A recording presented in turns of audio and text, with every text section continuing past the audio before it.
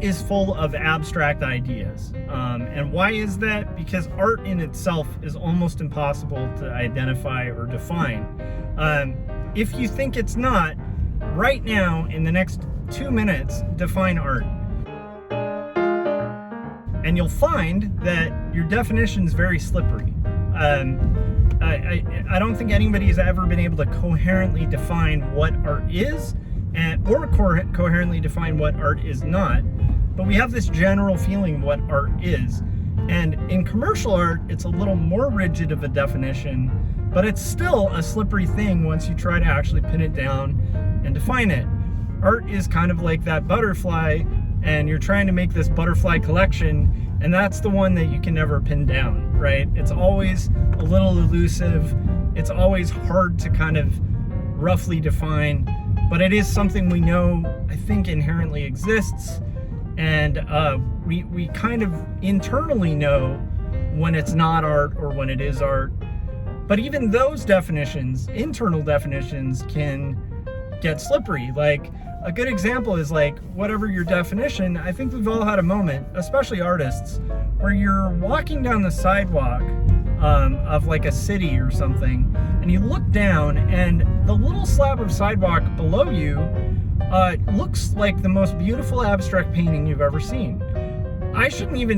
I'll go further than that and stop making it an analogy and say, I have had times in my life where I'm walking down a sidewalk and I look down and there's a little slab of concrete and it's got like splatters on it and this cool texture, and it's like I want to photograph it and I want to use it in my art because it's like a piece of art. But then there's a part of me that doesn't want to photograph it because it's like kind of cool that it's just this art thing that I experienced. But is it art? Because I didn't make it. Nobody intentionally made it. Is there accidental art? All these questions can come to mind in life, especially for artists, when you're looking around you and seeing like the beauty in things. Sometimes the beauty in ugly things like splatters on a sidewalk, or sometimes the beauty in a sunset, or other more kind of normative things that I think less designers but more people find interesting. And it kind of reminds me of when my son was a kid. He had this period of time where he kept seeing the alphabet everywhere, and I didn't see it where he was seeing it. So he would look at like the handle on the clothes bin, and he'd be like, it's the letter D, and I'd be like, huh? And then I'd look at it, and reframing it from his viewpoint, I'd just tilt my head sideways, and what do you know? There is a letter D. That handle is a letter D. And then he'd just catch, like, he'd find like numbers and letters and things, and it was so exciting because him kind of pointing out his observation in his read, it's not like he was crazily seeing the alphabet everywhere. It's just that there's things all around us that form letters that we aren't even noticing because we're thinking the utility of those things and not thinking about what other perspectives those things could be viewed by.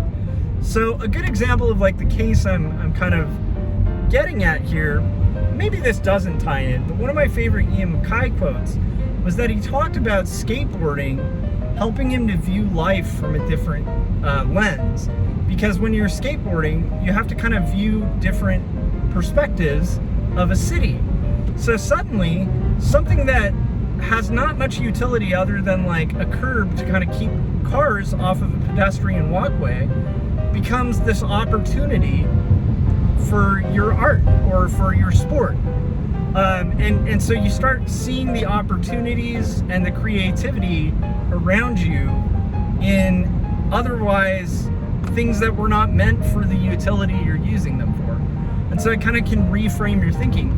And he said that's one of the reasons he became a musician, and he thinks that he was able to kind of reframe and think of things outside of the box was by like starting to think like a skateboarder.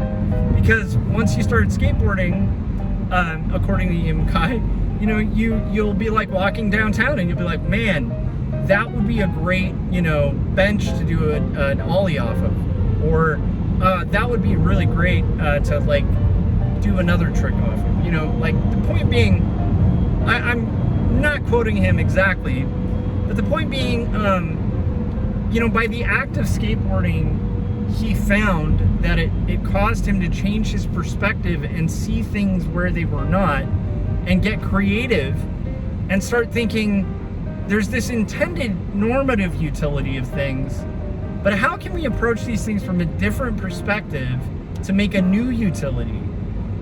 It's just a really interesting thing. But that kind of shows you how definitions can be kind of subjective.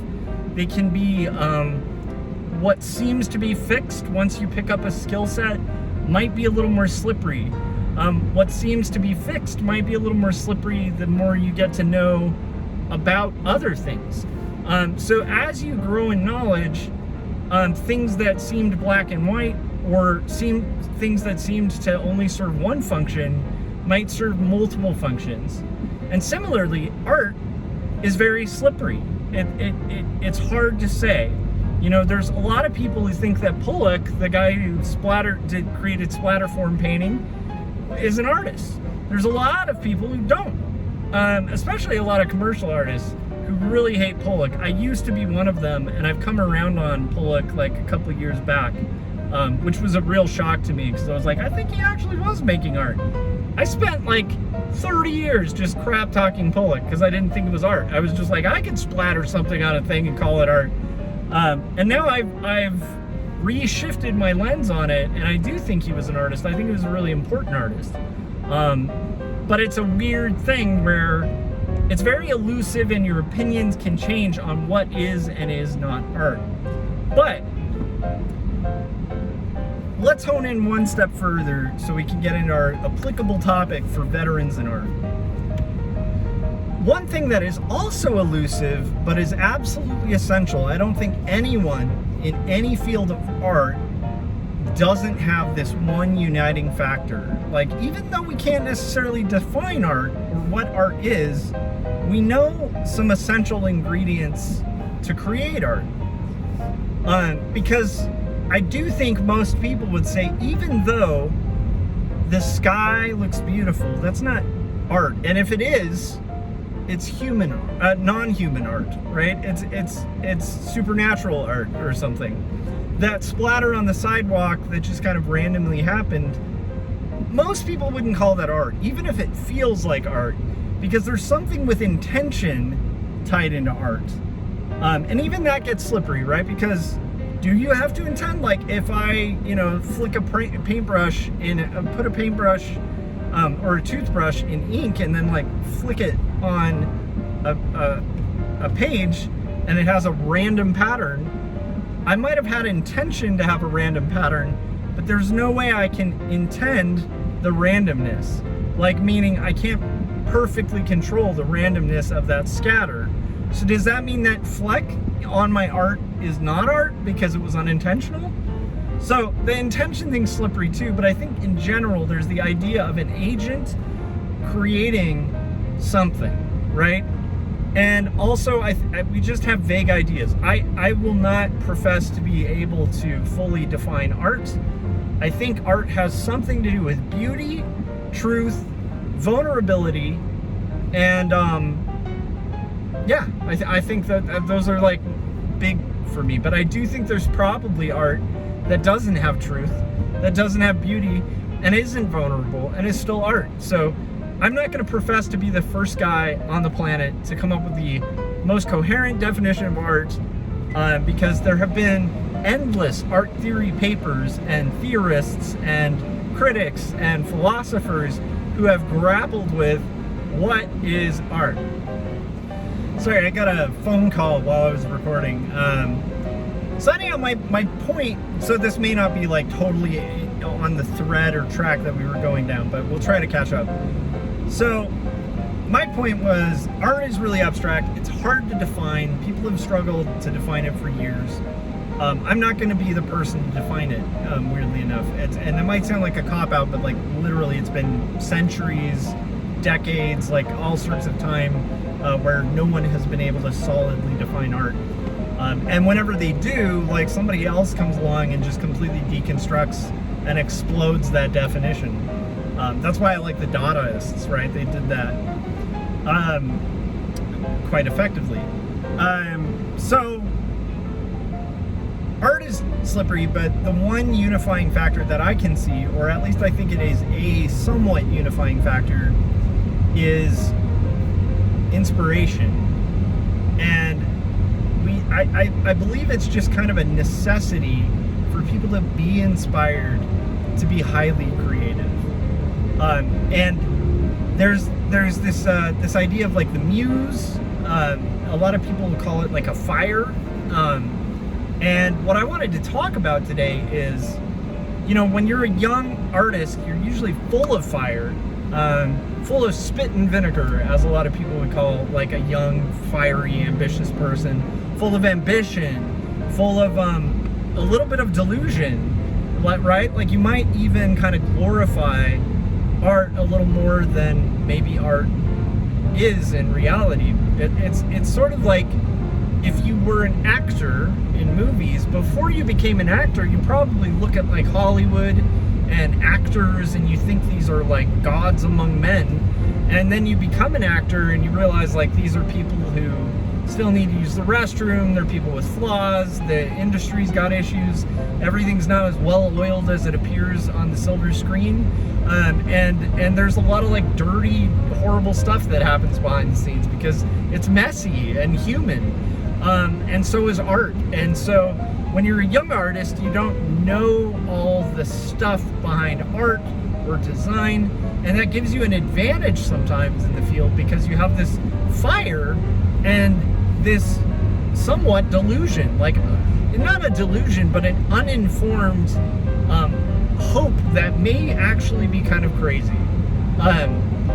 But it drives you to succeed and drives you to hunt and drives you to make. And it's like a fire. I view it as like a fire. And it's a fire that gets fed as you're doing it. So like as you're learning, the fire gets lit. You have good instructors. The fire gets kindled and grows. You know, everything that happens to a young artist is like either kindling or water on this fire that is their motivation and their drive and their inspiration and their connection to that outer world of concepts that really fuels art. And so I wanted to talk about what happens when you've been at it for a while and that fire starts just dying out. This happens to a lot of creatives. It's not writer's block, although that happens too, and I don't want to address that in this vlog, although that might be a good thing to address in another vlog. But I'm just talking about inspiration in general. What do you do when you start feeling burnt out, uninspired, uncreative, and you find yourself feeling more like a hand, just doing like what the client wants, or just doing the same thing? Let's say you're a painter, like I'll use Thomas Kinkade as an example, because I feel like, to me, I look at Thomas Kinkade and I see a burnt out artist. That's some fire I'm spitting. Honestly, I don't think it's unpopular among artists to dislike Thomas Kinkade. So I'm not alone in that. And generally, I try not to crap talk a lot of artists, but when I look at a Thomas Kinkade painting of like a cottage with like a forest and like glitter on it, and then I see another one and it's this, like a cottage that's like 2 degrees different, and it's a forest with like 1 shade of difference on the trees, and I start seeing the same thing over and over and over again. Not that repetition's bad in art, but it's just there's something uninspired about it. And I don't know, maybe, you know, I've heard that Kinkade like used to do paintings of San Francisco landscapes, and he had personal frustration that the cottages and the forests were all that would sell, because his passion, from what I've heard, was like actually doing cityscapes, which was much more exciting for him because there's a lot more personality and interest in it and detail. But my point is, artists are going to run out of inspiration every once in a while. Every once in a while, you're going to have a moment where you wake up and maybe you're like, I don't want to have done comics. I've had those where I've been like, why did I pick comics? Like, why did I pick art? Why didn't I become a lawyer? Just take the money. You know, like, why didn't I become anything that paid okay, that was more mapped out, right? Because art is really slippery. I've had those moments. So my thought is, what do you do to rekindle that in the creatives around you or in yourself? How do you rekindle a fire that's gone out? And the answer, I think, is pretty simple. You need to find some fuel, and you need to find some flint, and you need to find some kindling. So the flint can be making sure that you are absorbing and engaging in the appreciation and digestion, a good healthy diet of art of any kind. Probably for the flint, for the little spark, maybe other fields than what you do. Because if all you're relying on for that flint to start your creative fire is the same industry you work in, or the same industry that you write in, or the same industry or the same kind of art, like if you're a rock and roll band and all you listen to is rock and roll, that's exactly the same genre and style as your own rock and roll, you might find that that might work for a little bit, and then the fire kind of starts quelling, and what you're making feels stale and uninspired and disconnected from that part of your soul that you're trying to express with art. So flint can be reading a book. Flint can be a lot of things, but another thing that I think acts as really good flint, just a little spark, is to start allowing yourself to improvise with your imagination. Because I feel like another thing that's different about a young, fresh, ambitious, early in their career artist, one of the things that's really exciting for people to look at with them is they come with energy, and they come with a willingness to kind of experiment because they aren't locked into a routine. So,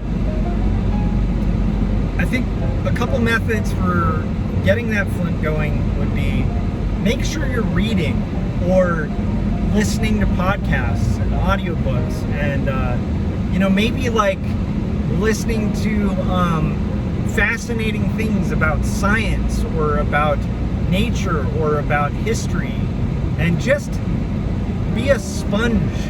Because one of the things about a young artist is they're kind of a sponge, not in a negative way, but when you're learning something, you're absorbing a ton of information. When you've got something down, it's very easy to stop absorbing information, stay rigid, because you've already kind of become an expert in what you're doing. But what that can do is when your sponge dries up, then like you have no absorption left or whatever. That's a bad analogy. Forget the sponge. Sponges, when they dry up, are totally absorbent because they're fully dry, so they're just ready and willing to take water. So that may not be the best analogy, or maybe it is. Because just because your sponge is dried up doesn't mean you can't take water. In fact, it means you're primed to take water. It means you need water to function as you're meant to. So don't forget to be a little bit of a sponge, like meaning absorb things. Allow things outside of your own self to kind of enter in. That's going to be a big one. Visually be a sponge. Check out all sorts of visual things that you love. Things that you haven't even checked out before. It's amazing what something on Artcasters. Corey and Scott had gone to a museum of lunchboxes, and they showed pictures from that, and I instantly felt a fire. I felt inspiration just from seeing a bunch of vintage lunchboxes. Why? Because it's looking at a bunch of art that was commercial art in a bunch of different eras, and just suddenly seeing things where you're like, oh, I want to try that approach. Oh, that color palette's amazing. Like, you start getting inspired because you're seeing things you haven't seen, or you're re-seeing things you had seen that you forgot you'd seen. So yeah, sponge part, that's a good flint. Allowing information and other things to kind of enter into your system and be observant, that's going to help your flint, right? Because observation of just the world around you will allow you to have moments of seeing that sidewalk that I mentioned at the beginning of this that looks like a cool abstract painting. It'll allow you to start seeing, oh, that angle that I'm looking at is really cool. I could use that in my art. If I tilt my head down a bit, it looks a lot cooler because now I have the rule of thirds, right? Allow yourself to view the world from the lens of being an artist. And if you're a commercial artist, which I think a lot of the time, that is going to lead to burnout every once in a while, don't forget to refresh that. Don't forget that you are an artist. And allow yourself to be an artist. So, number one, the flint, all of those are methods that I've used to kind of like restart the fire a little bit. The biggest thing though to me that acts as like a spark at the very beginning of our little building of a fire, the biggest thing is allowing myself to go, what if? And a lot of it's like in conversations with people where you allow yourself to play and allow yourself to ask, what if this? Allow yourself to imagine and play. And if you're stuck and you can't imagine and play, start a little mental journey, you know, where you take something like right now I'm driving and there's a trash can. Trash can. Just think that word. And then, is there a word that can be used for trash cans? Trash receptacle. Why was trash can called can? I guess it was a can that you put trash in. Is there anything about trash that's interesting?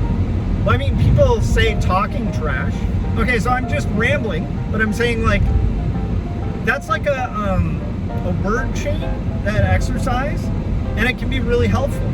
Because you might find that you're just rambling and kind of going from one point to the other and kind of building threads that make no sense. But in that process, somewhere along the way, ideation, like something's going to come through that makes you really excited. And maybe it won't be a trash can, but my point is, as you go down that chain, you might arrive at something that you feel is an idea or a concept. And I think that's a huge one. That's a huge one for like a spark. Allowing yourself to improvise and play and say what if, and also say yes to really silly ideas. Okay. So we've gone over a couple ways to create a spark, and there's other methods, but I probably won't be able to go over them in this vlog. What is kindling? Like, once you've created that spark, you need some kindling to add to the little tiny flame it creates. What's like your twigs and sticks, and then eventually the logs that are going to feed this fire? I think that kindling is community, for one thing. You need to reach out to other artists. It's really helpful. If you're in an area where there aren't a lot of other artists or peers, go online, join some artist communities. Watch other artists work, right? Talk to other artists about art. It's amazing how inspiring it can be to see other people who are inspired. That can be kindling. Don't just end up with peers that are all in industry. Like, meet some younger artists again. Talk to them about art. Ask them about what they want to do with their career. That can be really inspiring. It can also remind you of how far you've come in your own career.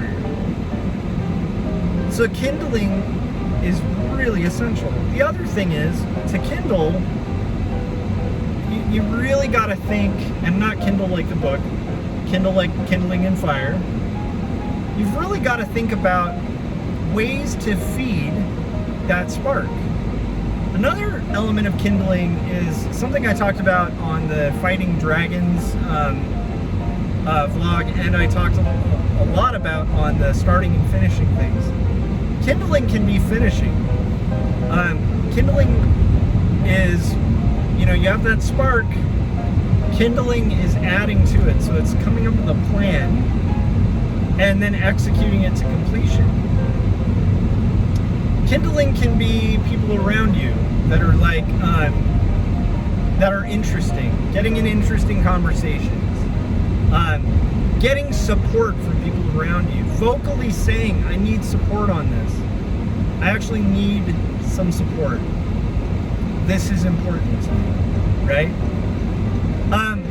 The other thing is unlocking your routine.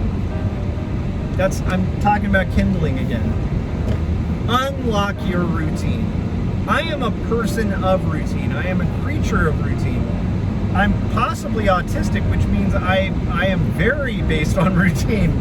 I really like repetition. I really like structures and systems. But every once in a while, you need a curveball, and you need to go outside of your routine. And if you're finding yourself getting stale, you need to try something different. If you're getting burnt out and feeling uninspired, and you're working on Adobe Illustrator, I don't know, try, opening up a different Adobe program. What's going to happen if you do the same thing on Fresco, where you have completely different tools? What's going to happen if you put down the digital art for a second, pick up a napkin and a crayon, and carve that crayon with the napkin to draw something? And remember, as a kid, maybe trying to draw on a napkin and how tough it is to draw on a napkin with a freaking crayon.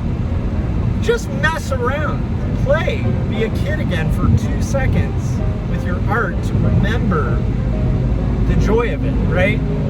Allow yourself to do something that has nothing to do with anything. So yeah, that can all be kindling. But another thing that I think is one of the more essential things about being a creative in a field, that when you start finding yourself losing inspiration, is also giving yourself permission to re-spark it. Because I find that a lot of, and I mean re-spark the fire, not re-spark anything other than that. What I find is with creatives who've been in the field for a long time, sometimes when the fire dies out of their inspiration, a lot of the reason they don't just grab the fulcrum or whatever that they need to, I don't think it's called a fulcrum. Now I'm blanking out on what it's called. The reason they don't grab, the thing that causes the spark, that they know will cause a spark, sometimes can be fear and hesitation of failure leading from the fire being lit. And that can be a real danger, because then it's like somebody lit a fire, the fire got out of control, and now they're afraid of containing the fire. They need to contain the fire or just avoid the fire altogether, because that fire leads to fires, Don't allow yourself as an artist, like I said on the Dragons video, to let fear destroy your fire, right? Just don't let fear destroy your fire. That doesn't mean drop everything and do whatever you want in art. It just means give it a little kindling, give it a little spark, and see what happens. Give it another shot. Art is vulnerable and painful quite often to make, and it's a risk. But if you're an artist and your soul is driving you to do art, what is happening to your soul when you're allowing inspiration to stay unfed? You're just going to lose a little piece of yourself every second of the day, and that's not healthy. So one of the biggest pieces of advice is don't avoid lighting the fire. Relight it. It's okay. And then the other thing I was going to say, and this is kind of my last point, this has gone on for a long time, and it's been kind of absurd, so I don't know if this is getting anywhere. You'll have to let me know in the comments. The last thing, don't forget the ambition you started with. And every once in a while, kick yourself into gear to be ambitious. It's okay to dream big. It's probably dumb to dream big and expect big with everything. But don't forget the big dreams that got you into art in the first place, just because as you get into the field, those things get harder. If you allow yourself to rethink your dreams just a little bit, you'll find that the fire gets going again. You start being creative again. And once you're creative again, you'll be like, how did I allow myself to stop being creative? It's such an essential thing for artists. As slippery and weird and gray as our field can be, you need inspiration. And it is there to be found. It's something you can actively foster, feed, and do. So anyhow, that's something I've been thinking about, because I've definitely had times, especially in commercial art, where you can get pretty burnt out. You can feel pretty uninspired. But our job, especially as artists, if we're hired as artists, is to make inspired work and fight that dragon, like I said in the last video. So anyhow, let me know what you think in the comments section. Have you ever found yourself with your artistic fire, as corny as it is to say, kind of running low? Somebody dashed water on your fire? And also, how did you deal with it? How did you bring yourself back? Was there anyone who helped you feel inspired? Are there sources? Are there things like, what's kindling for you? What's a good go-to? It's an interesting topic, and I'm always interested in hearing other people's methods, because I will probably have a time where my fire goes out again. And I'm going to have to spark that fire and see what happens, and see if I can get it going again. And it's always good to have a bunch of resources that you guys might suggest too, to kind of make that happen for, like, in advance, so when I get to that period or that point, I can just go to that. Okay, that's it. I'm Joshua Kimball, and I will see you on the next vloggins. If you haven't yet, hit the bell, hit the like button, hit subscribe, and I will see you later. Bye.